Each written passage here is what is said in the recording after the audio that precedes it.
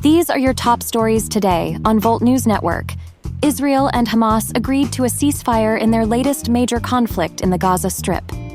As part of the ceasefire negotiations, it was agreed that Hamas would release Israeli and other hostages being held in Gaza. In exchange, Israel would release Palestinian prisoners from its jails. The first such prisoner exchange took place. Hamas handed over 12 hostages, including 10 Israelis and 2 foreign nationals, to the International Red Cross to return to Israel. In return, Israel freed 30 Palestinian inmates from prisons in the occupied West Bank and Jerusalem. The ceasefire appears to be holding, despite some isolated incidents of violence reported by both sides.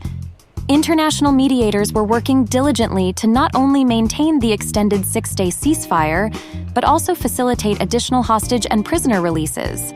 Their goal was to reinforce and lengthen the truce in order to improve the dire situation in Gaza and make progress on a longer-term resolution. Hunter Biden has agreed to testify before the Republican-led House Oversight Committee next month, but only if the hearing is public. The committee had originally subpoenaed Hunter Biden to appear for a closed-door deposition as part of their impeachment inquiry into President Biden. However, Hunter Biden's lawyer, Abby Lowell, proposed a public hearing instead in a letter to the committee. Committee Chair James Comer pushed back, saying Hunter Biden must first appear for the closed deposition. The committee has also asked President Biden's brother James to appear for an interview on December 6th, as part of their impeachment inquiry into President Biden, focusing on allegations of bribery and involvement in Hunter Biden's business. In the coming days, the United Nations Food and Agriculture Organization is expected to release a global food systems roadmap at the COP-28 climate summit in Dubai.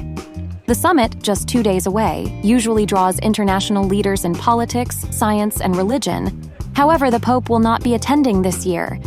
This roadmap will call on Western nations, including the United States, to dramatically reduce their meat consumption in order to lower greenhouse gas emissions from the agriculture sector. While non-binding, the roadmap could influence policy around global food production. The United Nations has long advocated plant-based diets. Americans eat more meat per person than almost any other country. This year, Americans are projected to eat 225 pounds of land animal meat per person. This is a record high. Whether or not the American consumer takes lightly to these restrictions and demands is yet to be seen. But I would think Texas barbecues aren't stopping because international governments want them to. These have been your top stories today. Tune in later tonight for the top stories tonight. We're almost through with November and into December, so stick around with us for our monthly news highlight reel. See ya!